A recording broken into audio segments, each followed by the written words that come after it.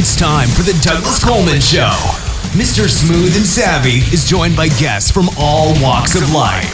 From the entertainment industry to authors to political and social commentators. The famous and not so famous. The controversial and the light and fluffy. We have it all.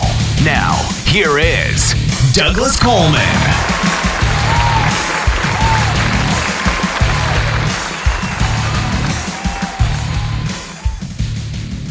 Well, howdy ho, hey.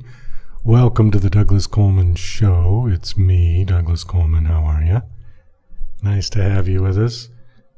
We've got Haris Orkin here today. Haris is an author who has published his first book called You Only Live Once.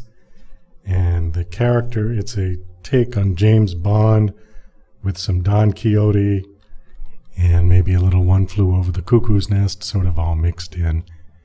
But it's a very interesting book, as he will describe to us. We get into some good conversation about James Bond. He's also a game writer. He writes the storylines for games, for video games, which is real interesting. First guest I've had on that does that. So I asked a lot of questions regarding his occupation. Before we get to Haris, we've got some music to play from Music X-Ray Submissions. Thank you very much for all the music that we have been receiving. A lot of great stuff coming in. We've got 3 tracks to play today. The first one is called Country Style by Tim Brick, followed by See Where This Goes by Anna Nichols, and finally She's an 8 by Dawn Carnival. Thank you to everybody who's been asking about my recovery from my surgery. I'm recovering very well. I'm almost back to 100%, although still no lifting allowed. So I have to command people to lift things for me. But other than that, I'm feeling fine. So thank you again for people who have been asking. So, without further ado, here is the music, followed by a commercial break, and then the interview with Haris Orkin. Faded jeans and dirt roads, old dogs in country stores, a handshake and a smile never go out of style where I come from. Pickup trucks and cold beer, cruising on a John Deere. A simple way of life feels so right, rolling round here, where everybody knows your name. They're always there to lend you a hand. No need to lock your doors at night to keep the world outside when you live in country style.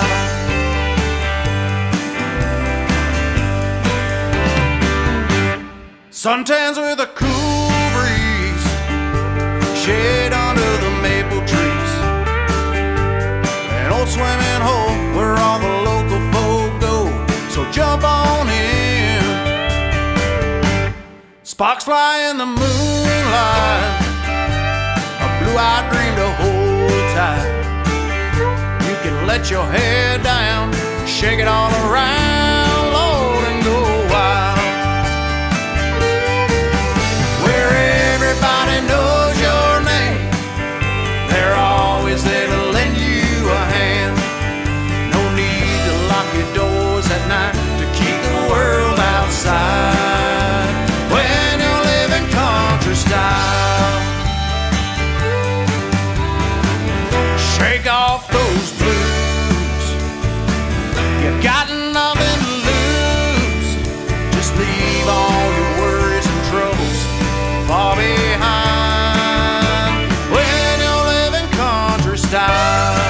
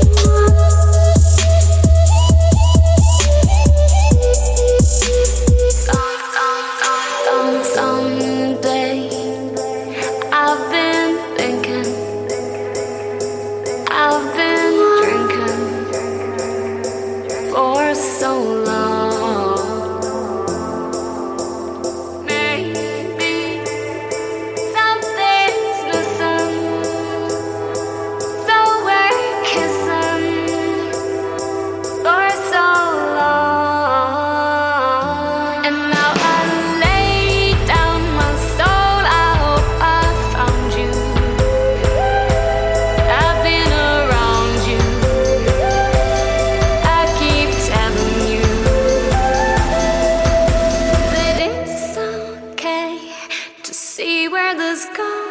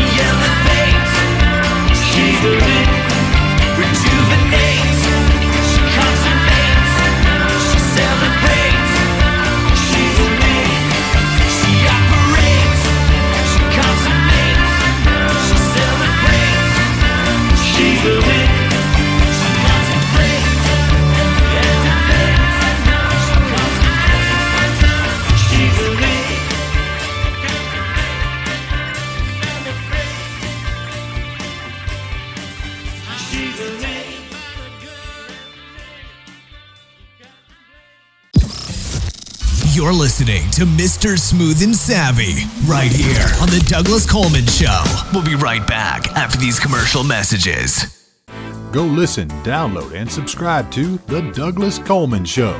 It's available at the website douglascolemanmusic.com/DCS. Also on iTunes, Spreaker, and YouTube. The Douglas Coleman Show is an internationally syndicated talk and music show that features fascinating and sometimes famous guests from all aspects of the entertainment industry. The topics can range from light and fluffy to sober and serious. Our focus is on music artists, but we also feature producers, authors, directors, and even promoters. The Douglas Coleman Show. Sometimes chat, sometimes music, always entertaining. Again, it's available today at the website douglascolemanmusic.com/DCS. You can also connect with them on Facebook at Douglas Coleman Show 1, follow on Twitter at Douglas Coleman 3, and you can even find them on TuneIn Radio. Again, that's the Douglas Coleman Show at the website douglascolemanmusic.com/DCS, iTunes, Spreaker, YouTube, and more. Go listen, download, subscribe, and share with your social networks today. Tired of living in a culture of lies, fake news, and alternative facts?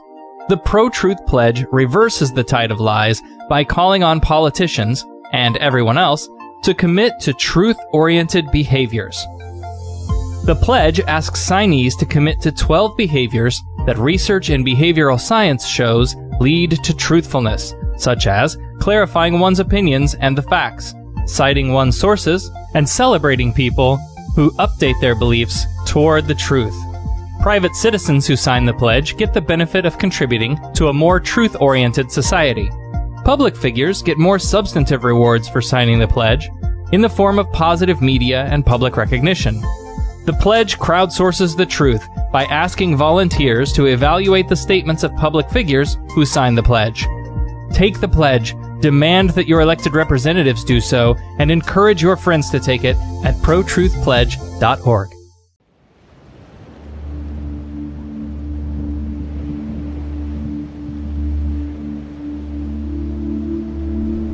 After the loss of my dog Mandy, I had difficulty sleeping. She had been my best friend for years. She slept on the end of my bed, and I found her snoring soothing. It was difficult for me, as I also found little support for my grief. Not being able to sleep was the worst. I decided to create an audiobook to help people like me.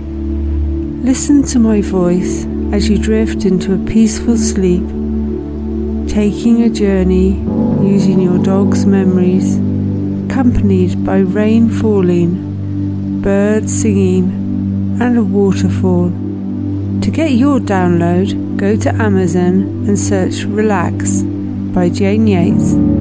Thanks to Douglas Coleman for this spot.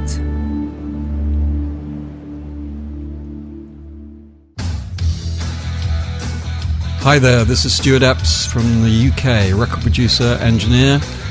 You might have heard of me. I've worked with artists from Elton John to Led Zeppelin to Bad Company, Twisted Sister, Robbie Williams, Oasis, many, many great bands and artists in the past and the present and hopefully in the future. But you can work with me as well, you know. All you got to do is get in touch with me on eppsmusicproductions.com. That's EWPSproductionsmusic.com. And I can help you with your productions and with your recordings. A lot of people do home recordings now, which you can only take so far. Maybe they need a bit of professional help. So get in touch with me and we can sort it out. And thanks for Douglas Coleman for giving me this spot. Thanks a lot. Cheers, bye.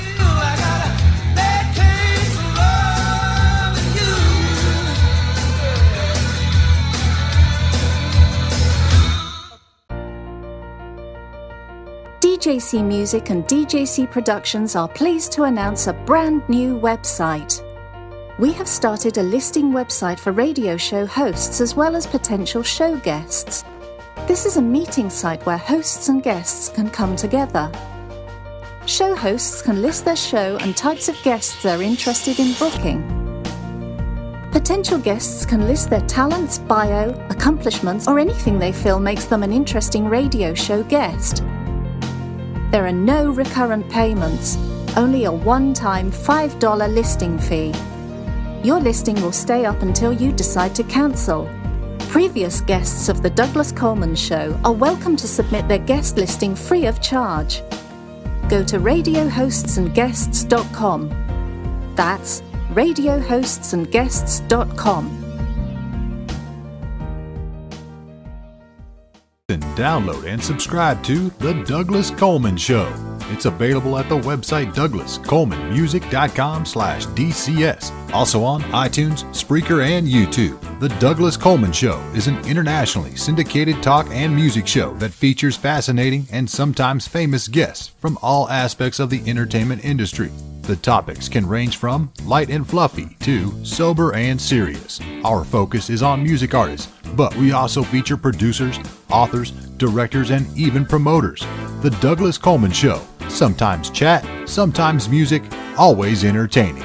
Again, it's available today at the website douglascolemanmusic.com/DCS. You can also connect with them on Facebook at Douglas Coleman Show 1, follow on Twitter at Douglas Coleman 3, and you can even find them on TuneIn Radio. Again, that's the Douglas Coleman Show at the website douglascolemanmusic.com/DCS, iTunes, Spreaker, YouTube, and more. Go listen, download, subscribe, and share with your social networks today. Tired of living in a culture of lies, fake news, and alternative facts? The Pro-Truth Pledge reverses the tide of lies by calling on politicians, and everyone else, to commit to truth-oriented behaviors. The pledge asks signees to commit to 12 behaviors that research in behavioral science shows lead to truthfulness, such as clarifying one's opinions and the facts, citing one's sources, and celebrating people who update their beliefs toward the truth. Private citizens who sign the pledge get the benefit of contributing to a more truth-oriented society. Public figures get more substantive rewards for signing the pledge in the form of positive media and public recognition. The pledge crowdsources the truth by asking volunteers to evaluate the statements of public figures who sign the pledge. Take the pledge, demand that your elected representatives do so, and encourage your friends to take it at protruthpledge.org.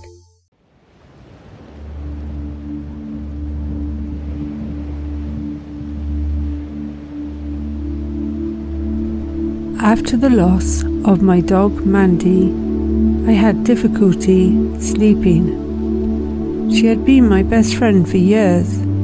She slept on the end of my bed, and I found her snoring soothing. It was difficult for me, as I also found little support for my grief. Not being able to sleep was the worst. I decided to create an audiobook to help people like me. Listen to my voice as you drift into a peaceful sleep, taking a journey using your dog's memories, accompanied by rain falling, birds singing, and a waterfall. To get your download, go to Amazon and search Relax by Jane Yates. Thanks to Douglas Coleman for this spot.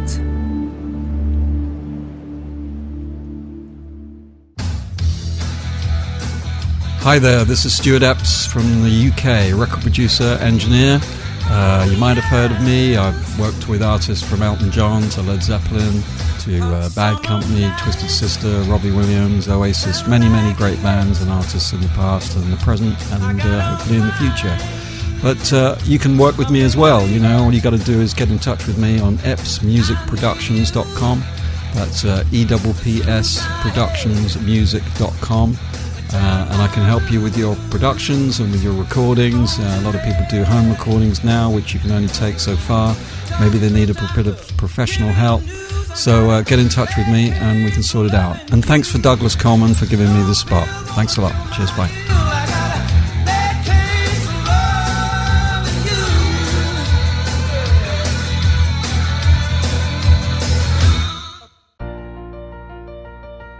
DJC Music and DJC Productions are pleased to announce a brand new website.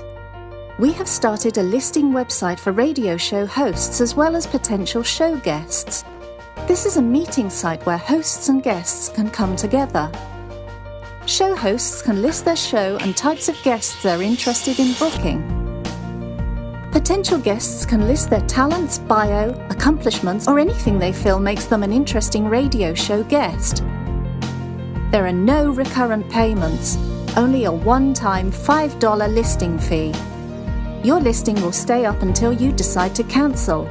Previous guests of The Douglas Coleman Show are welcome to submit their guest listing free of charge. Go to radiohostsandguests.com. That's radiohostsandguests.com.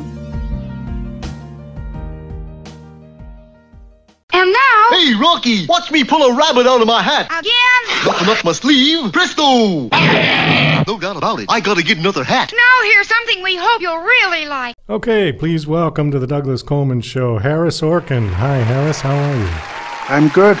Thanks, Greg. Nice to be here. Well, thank you for coming on the show. I appreciate it. You came through Darlene Chan, and I just want to say hello and thank you to her. She's provided us with a couple of very great guests. We had Catherine Lee Scott on a couple of weeks ago, and J.D. Horn. So you are a new one to I've known Darlene a long time, actually. When I was a screenwriter, and she was a studio executive and a producer, so I knew her from back those days, actually. Oh, okay. Well, looking over your bio here, it looks like you've done lots of different things. I've got ad writer, screenwriter, playwright, game writer, narrative director, voice director. Yeah. Anything I can do to make a living as a writer is what I do. And now you've written a book, you've written a novel, and this is your first novel? It's my first published. First published one, okay. Yeah. Well, why don't you give us just a quick background of all of that, and then we'll talk about the book. Yeah, I had come here to California from Chicago. I grew up in Chicago, and I went to graduate school at USC I wanted to become a screenwriter, and I graduated, and I realized that was a difficult thing to become, and I just started writing scripts, and in the meantime, I started working in advertising, which I really enjoyed. I was a writer and a creative director, and I worked on many campaigns for many companies. And then I finally sold my first screenplay. I think I wrote 9 before I sold one. And I worked as a screenwriter for a pretty long time, about 10 years. Though the way screenwriting works is you can sell scripts and not necessarily get them made, which is what happened to me a lot. I had 2 made, but I sold many more that did not get made. It was in development hell, they call it. And I was a little frustrated with that, and I was big in video games. I really love playing video games. My wife swears I just had a son just so I had someone to play video games with. and I was noticing that the voices, the acting, and the writing were pretty below par. This was like the late 90s on most of them. And since that was my background, I had a studio too, and I directed animation and voiceovers. I made contacts in the video game industry.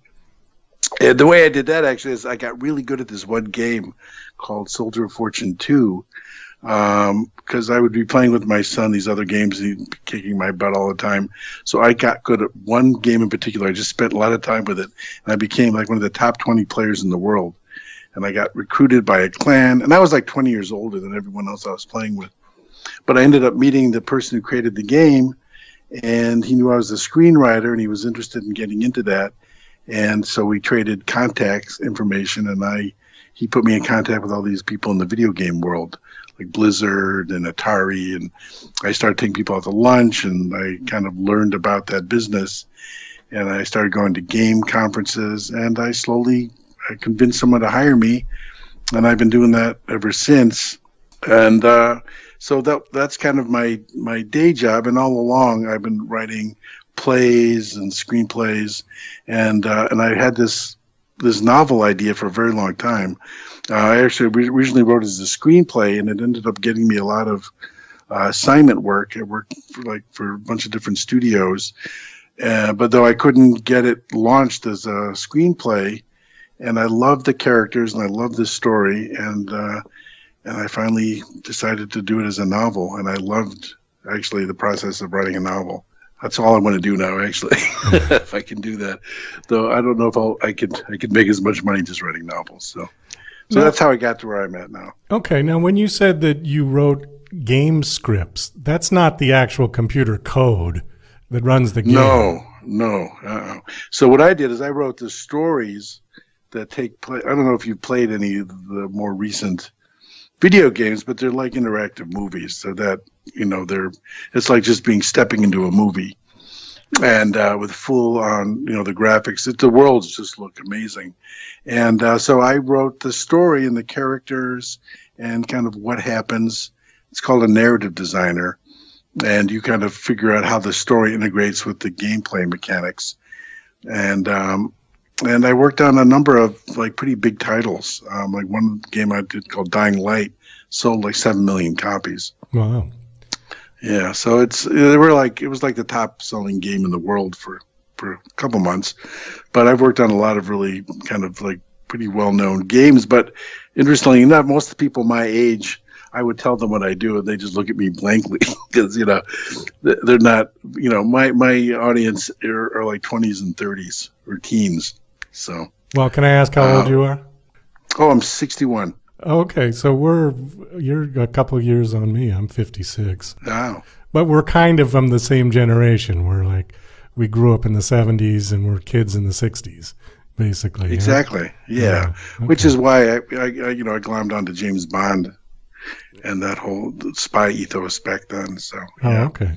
Let me ask you something again about game script, because I haven't talked to anybody who's ever done that, and being my age, the computer games came along very late in my life already, and I didn't really. I think the last one I had might have been, it was a James Bond game, actually. It was GoldenEye. Oh, yeah. And that was a long time ago now, but yeah, that kind of was a breakthrough game. Yeah, that was like in the 90s, I want to say, that I had. Yeah. What was that, Xbox? 90s, yeah. Was that Xbox that had that? Or Sony PlayStation, maybe? I forget. Honestly, I forget which console it was for, but I don't remember. Yeah. But anyways, what I'm thinking of is that in that particular game, obviously you're going through and trying to kill all the bad guys, and you can get killed yourself, right? Right. So when you write the script, do you have to have option A and option B and option C? Yeah, it's very much like writing, choose your own adventure books. Those that were kind of big at one point. It's called branching storylines, and when you write, and different video games have used that to a different extent. Some games are pretty linear. A lot of games that are first-person shooters are more linear, and you're just kind of playing through the story. And you have a few choices, but they don't really affect the outcome that much.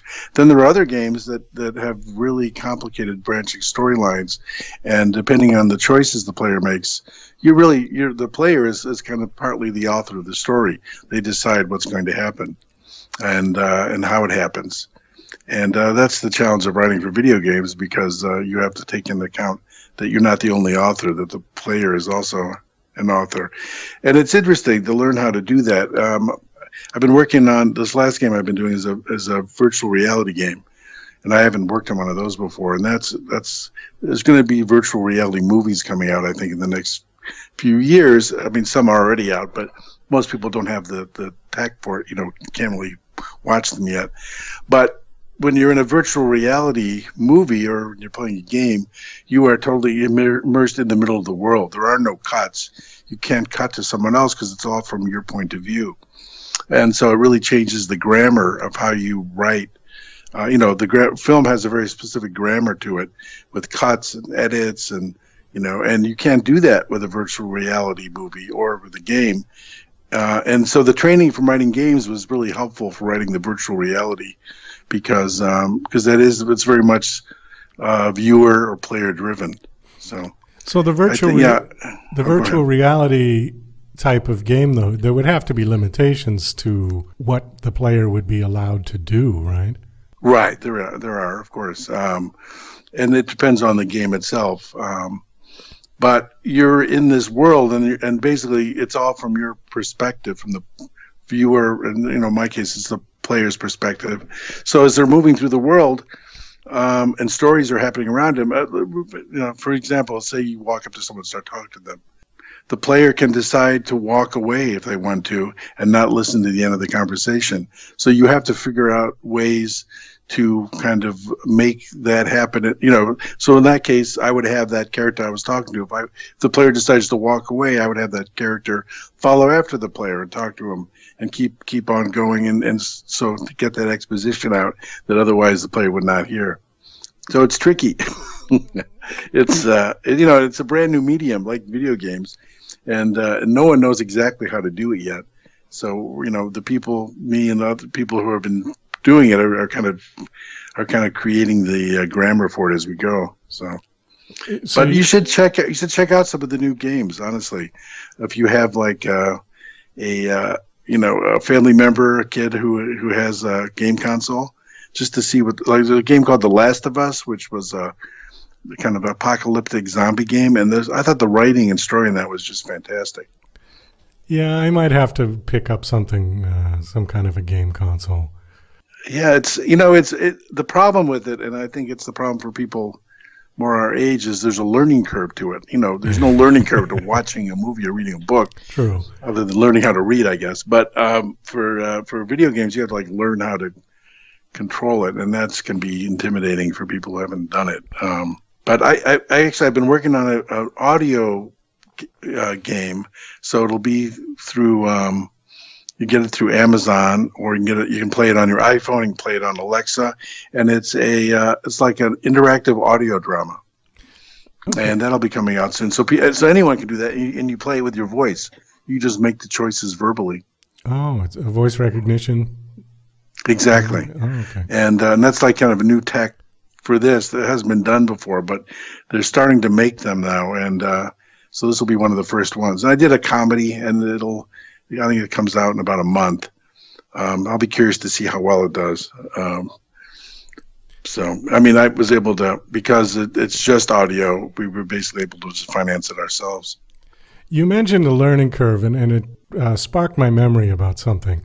Just a real quick story. I interviewed Michael Alec. I don't know if you know who he is. Mm-mm. He was the basis for the movie Party Monster starring Macaulay Culkin. Oh, yeah. Yeah. Right. And he spent 17 years in prison for murder.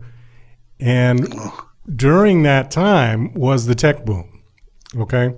Mm-hmm. So when he went in, there were, people had the sort of green screen, two-dimensional computers with floppy drives and things like that.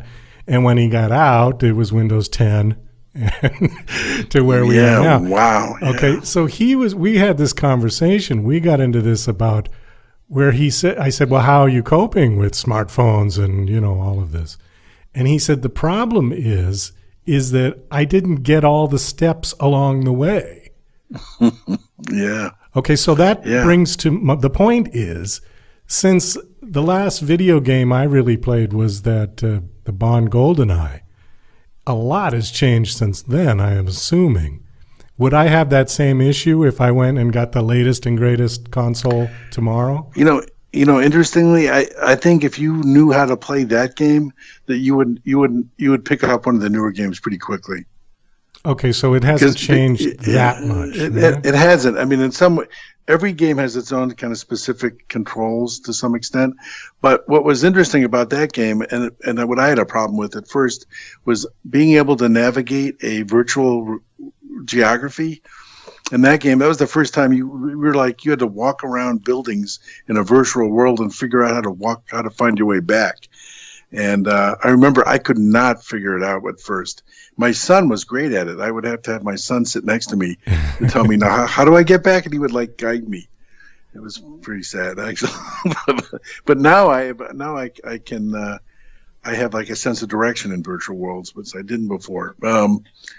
It's a weird skill to learn, I guess. But anyone who's been playing games, for the last 10 years, probably it's second nature to them, right? So.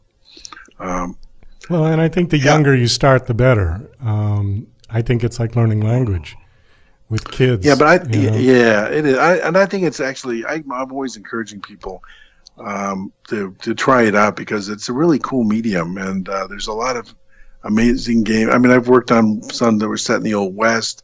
I did one that was about the war in Stalingrad, the Battle of Stalingrad during World War II. Just so many different, really specific and kind of deep stories, really.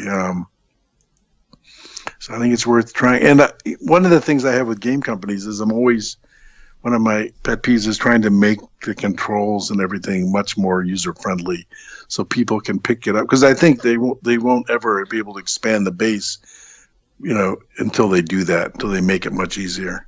Well, are the game controls basically the same thing as they've been? The red button and the green button? It is. Honestly, they're kind of, they're probably better than they used to be, but that's basically the same thing with the controller.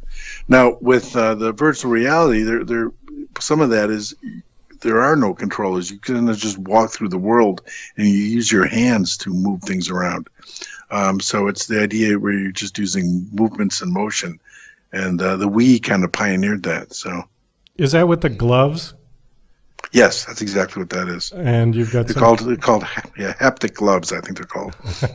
Okay, and you've got do you wear that helmet with the visor or something on it? Yeah, and so you can't see. You have this thing on your head, and you're walking around. And so when you play certain VR games, you actually set up a space in your house, that's pretty well delineated, so you don't end up walking through a window. Hopefully, And there are some. At the game conference E3, I've seen treadmills you can get on that are kind of like so you can actually walk around this world, but without actually going anywhere.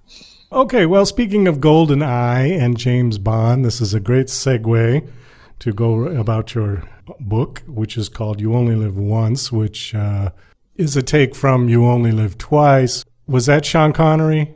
It was, yeah. Sean Connery is my favorite Bond. Oh, I think he's most people's favorite Bond. Yeah, he was the best. He's the original. And, I think Daniel Craig has done a pretty good job of updating Bond, but I don't know. He doesn't have Sean Connery's humor or kind of elan, He seems really kind of like he needs anger management. He needs anger management, and he's also so dry. Sean Connery had a nice sense of humor. He had a witty sense of humor, not quite as campy as Roger Moore. I think Roger Moore sort of took it to the next level. Yeah.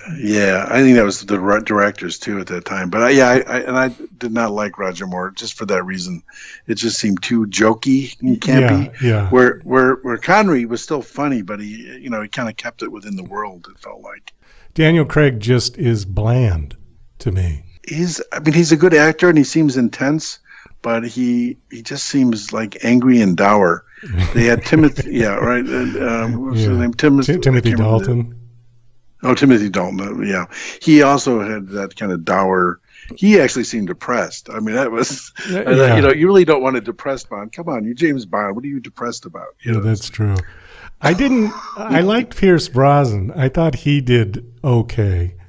I think if I had to pick, the ones of my favorite, I would probably go with Connery first and Pierce second. Yeah, Pierce definitely had that kind of. He just was so graceful and had that kind of that humor as well. Though not as good as Connery, I don't think. For me, the only problem with Pierce Brosnan is he was just kind of skinny.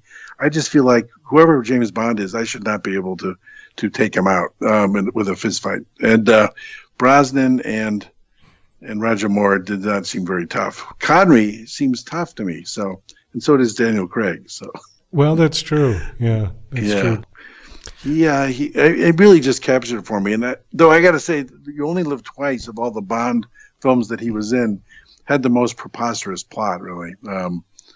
And actually, a lot of the Bond movies had really preposterous plots. I just saw a blog post about how someone was saying that James Bond is probably the worst action hero because he's really not a good detective. He's not much of a spy because everyone knows who he is. And right, it can't, and he announces who he is, right. It's part of his signature. Yeah. James Bond, right? You Only Live Twice. Was that the one in Japan? Yes. So he actually, Sean Connery had to pretend to be a Japanese man. Oh, I remember that. And it was so horrible because He did not look Japanese in the least, and they put those things on his eyes and Yes. put a black-haired wig on him, and it just looked ridiculous. Yeah, he looked more like Frankenstein than Japanese. He did look like Frankenstein. Yeah, and so that was just kind of preposterous. Though I loved the supervillain lair in the volcano. I think that was the first time that was done. All right, so how does all of that relate to your book? Well, so we're kind of talking about how I loved James Bond as a kid, but it did, even when I was 12, it seemed somewhat preposterous to me. And he would do crazy stuff. And I'm a huge, anyone who was going to be James Bond. I mean, even when you see the ones with Daniel Craig, he does crazy physical things that no one in their right mind would ever do, including the driving. So and I was a big fan of Don Quixote. I just loved the idea of this errant knight, this crazy person who thought he was an errant knight saving the world. Because you almost have to be a little crazy to put yourself out there like that. And to me, James Bond felt like the contemporary version of that kind of knight, this lone person going out to save the world. And so it just seems if there was someone who was going to be Don Quixote in the present day, they'd be in a mental hospital, and they would likely think they were someone like James Bond, or a superhero. I guess that would be the other thing. But James Bond seemed a little bit more believable, right? It could be someone could actually pull that off. You would not if you were out in the world but thinking you were James Bond or someone like that, people would not necessarily immediately think you were completely out of your mind. So it would be that question of whether this person is insane or not. So that's pretty much how I came up with it. And I thought I would like to see that person escape from the mental hospital, be on a mission he believes is happening, and end up stumbling into a real situation. And because he is so confident in his abilities and is so sure of who he is able to pull it off, basically, even though he does run into a lot of problems along the way. And he kidnaps a young orderly when he escapes from the mental hospital, Sancho, and Sancho is kind of the voice of reason. And there's a woman who, the main character in You Only Live Once, his name is James Flynn, and one of the reasons he escapes is to rescue this woman who he believes he's another agent he used to work with, who is this like 20-something, actually drug addict who is in the hospital for treatment, and her name is Dulcinea. It's like the character from Don Quixote, and he wants to rescue her, and she ends up being involved with her boyfriend before she went inside was a biker. So well, this sounds like a crazy novel that could easily be adapted to film. Are you going that direction with it? Well, is it going to be a screenplay? I think it would make a great film. Yeah. But honestly, it was really fun to do it as a novel because I could get into his head more. Right? It's a little harder to do that on film. And I could get into much more depth with the characters. True. So yeah, and so I'm hoping to do I'm going to be doing another one. I think a sequel to it. My publisher has asked me because it's been doing pretty well. But I think it would make a great movie too. Honestly, like I had mentioned before, I originally conceived it as a movie idea. So. Well, I think if you combine James Bond, serious James Bond like Sean Connery, and then Inspector Clouseau, and maybe that one that was Steve Martin's version of Inspector Clouseau. And what was the other one? One Flew Over the Cuckoo's Nest. Oh, yeah. You know, maybe through all was this guy bumbling at all like Clouseau? Sometimes he makes mistakes because he doesn't understand the world he's in. But he kind of, unlike Clouseau, his bumbling leads to kind of like success at times. Not always. Sometimes it leads to big problems, but it often leads to success as well. So occasionally, I loved the it's like Shot in the Dark and Pink Panther. I'm a big Peter Sellers fan, so I didn't really think about that, but that's exactly true because that's true of Clouseau too. Clouseau was totally confident in his abilities as a great detective, and he just went through life, believing he was the best detective ever, even though it's clear he wasn't. So there's probably some Yeah, I would say there's some Clouseau in James Flynn as well for that reason. Yeah. I had a brain fart there. I couldn't think of Peter Sellers, and I thought of Steve Martin's version. Oh, yeah. The new one that came out, or newer one. I couldn't think of Peter Sellers immediately either, but yeah, he's one of my favorites. And I love the subtle stuff he does in like A Shot in the Dark. I don't know, where he's like walking around trying to be a detective and just totally missing everything around him. So yeah, I mean, the truth is James Bond, the actual James Bond, was not a very good detective anyway. He just kind of blundered into stuff. I don't remember him actually detecting or figuring out anything. Really, he just would like cause a lot of problems, and until everyone showed up to take him out. Well, it's like the MI5 or MI6 or whoever it was. They knew who already he had to go after. He didn't have to figure out who the bad guy was. They said, here's the bad guy, go get him. That's true. You know? He did, yeah, I mean, occasionally he had to figure out like what they were doing or why they were doing it. Yeah. I'm thinking of the one, what was set in Jamaica? That was one of the first ones. Dr. No? Oh, Dr. No, yeah. So in Dr. No, the head of the station in Jamaica was murdered, and Bond supposedly goes there to find out who killed him. So that required a little detective work. He found out about this guy on the island called Crab Key. Yeah. So, but you're right. Most of the time, they say this guy is causing problems, so just go after this guy. Go get him. Yeah, that was the one with Jack Lord, who played Felix Leiter. Yeah. And Dr. No, that's right. Yeah. The other one I liked too was Goldfinger. That one was probably my personal favorite. Yeah, I think that's my personal favorite too. That seems to be the quintessential Bond movie, really. Yeah. I don't know. Yeah, he had the car in that. Yeah. The car with the ejector seat. Oh, go ahead. The car with the ejector seat under the stick shift. To me, that was something that Ford should have offered at some point. Yeah. Because everybody has had that idiot passenger in the car at some point with you that you just wanted to eject them right out on the freeway. Yeah, I think that would have been a good feature for everyone to have. Yeah. Oh, yeah. You know, and even for your kid in the back seat, you know, he's making too much noise, you just launch him right out. Out you go. Yeah. So how's the book doing? I think it's doing pretty well. You know, it's the first time I've sold a book, so I don't quite understand the process as well in terms of knowing how it's just been out in the market for a month, so I don't really have sales figures. But for a while, on Amazon, it was at like 35 for on the bestseller list for espionage and comedy. But it kind of goes up and down. But I was surprised that it got that high up on the bestseller list, really, considering it's my first book and no one has any idea who I am or what this book is. So, but that's why I'm doing interviews and trying to get out there and let people know about it. I think the reviews have been great for people who've read it. I got a great review from Kirkus. They really seem to like it. So super. So you said it's available on Amazon. It's available as an ebook download as well as a paperback real book. Exactly. Okay. Yeah, so you can buy it either way, ebook or paperback. And I have it in a few bookstores here in Los Angeles, but for the most part, if you want it, you have to go on Amazon. Did you do any signings? Have you been out?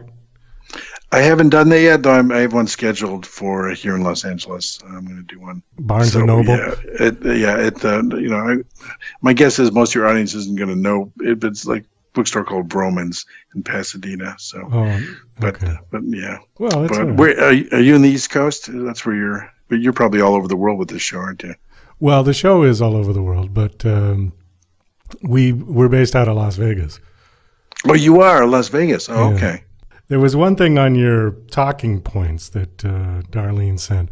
I get a kick out of reading these because, for me, I kind of just prefer to let the guests talk and just have a conversation rather than, I don't script anything. I've never enjoyed writing out 10 questions for the guest and then saying, okay, and just go down the list. That doesn't work. That's not my style. But I did get a kick out of the ones that were on yours. And I did want to ask this simply because I have no idea what it is. So I thought I would ask you, and maybe you could explain it. It was number 9. I may not know either, but go ahead. Did you write these? I did. Okay. But, All right. Well, number 9 says, how do we regard James Bond in the light of the hashtag Me Too movement? Okay, I don't know what the Me Too movement is. You say you don't know what the Me Too movement is? No, I don't. I've never heard of it. Oh, so the Me Too movement, it kind of came just in the last year. It's about women kind of taking control of their lives from guys who harass them. Remember you heard the story about Harvey Weinstein? Oh, sure. Yeah. Yeah. So what happened was, I can't remember which actress it was. Someone started putting on Twitter that this kind of thing happened to me too. So all the women, pretty much all around were commenting on Facebook and on Twitter. And they're all kind of telling their own stories of being harassed. And it just became this huge thing of all these women who, kind of telling stories about being harassed. And so that was the question. It's like Bond, especially the Sean Connery Bond, was pretty much, he was not, he basically used physical force sometimes to, get women, he would grab them and he would be physical with them and he'd slap them around sometimes. And it was partly that age, it's the age of Mad Men too, where there was, just a lot of like sexual harassment and things. So, it feels a little bit out of its time now, and then Daniel Craig his Bond doesn't really like Sean Connery's Bond that way. But for the Bond, most of the time the idea was the women just kind of fell all over him anyway. He didn't really have to do a lot. Well, that's true. Yeah. This kind of opens up a whole can of worms, which I don't know if we want to quite go there or not, because we could take up the rest of the show talking about it. But I will say one thing, and then you can say something, and then we'll kind of wrap it up. Okay. On that note, it's really a funny situation for me because, on the one hand, it makes men uncomfortable to figure out where you have to draw the line. I mean, obviously you don't touch people who don't want you to touch them. But there's always been a certain flirtation between men and women since time began. And the idea of chivalry, where people used to pull a chair for the woman before she sat down or open a door, nowadays, if you do that, you're going to be called a sexist. Yeah, it's funny. That's a hard line to navigate. And I've noticed this since, honestly, the 70s when I got to college, and that's when feminism first got really big. And it was hard, and I'd been like raised on James Bond, so it was hard to navigate that. But I think it's just treating people with respect, bottom line, right? I mean, if someone gets offended because you pull a chair out for them, there's not much you can do about that. But as long as you're treating people with respect, I think that's all you can do. And what's interesting is Don Quixote did follow that kind of classic idea of chivalry, which probably could offend some people because you're being kind of condescending maybe. But I thought which was very different than James Bond, who was not really chivalrous for the most part. He just kind of took what he wanted. So my James Flynn, my character, is actually probably more in the Don Quixote model, where he's a bit more chivalrous, pushy. He doesn't feel like he needs to be pushy. He just feels he needs to be charming. Well, the book is called "You Only Live Once" by Haris Orkin. Thank you so much for coming on. This was a lot of fun. I haven't talked about James Bond for eons. Thank you. No, it was a great talk. It was really interesting. You said you were going to do part 2 of this, maybe? I do. I want to do a sequel to it. So I'm working on ideas for that as we speak. I can tell people if they want to find out more about me, they could go to harisorkin.com. You can kind of see other things I've worked on. But also there'll be information about the sequel, the coming sequel, and this book, You Only Live Once. So. Well, super. Well, best of luck to you. I hope the book does well. Well, thank you very much, and get yourself a game console. Check that out. I'm going to go on eBay now and take a look and see what's out there. Okay. Which one do you recommend? I kind of like the PS4, I think. PlayStation 4? Yeah, because I think there's they have some really good games that are exclusive to that, but they also have lots of other games you can get that are available on other consoles. So I think that's the one I would recommend. Okay. And plus, I just have less technical problems with that one for some reason. So. Well, sounds good to me. All right. Well, thanks again for coming on the show. All right. Thank you very much. Well, that's about all the time we've got for the show today. I want to thank my special guest, Haris Orkin. Also, thank you to my musical guests, Tim Brick, Anna Nichols, and Don Carnival. This is Douglas Coleman saying goodbye. To the mile, you've got to run, not walk. To give a sermon, you've got to preach, not talk. To reach the mountain, you've got to climb, not dream. To say you love me, you've got to speak, not scream. All the way on love, can't do it just halfway. All the way on love, it's a